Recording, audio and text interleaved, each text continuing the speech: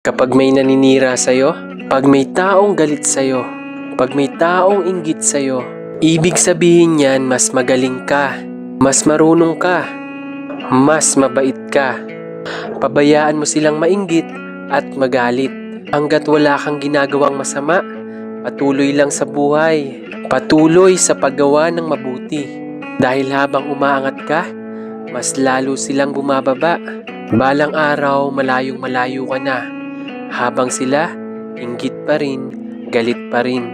Hanggat patuloy nilang kinukumpara ang sarili nila, hindi sila uunlad. Kung anumang meron ang ibang tao, kung anuman ang estado nila sa buhay, kung malayo man ang narating nila, mas mabait man sila, mas magaling man sila, huwag ka mainggit at huwag mong ikumpara.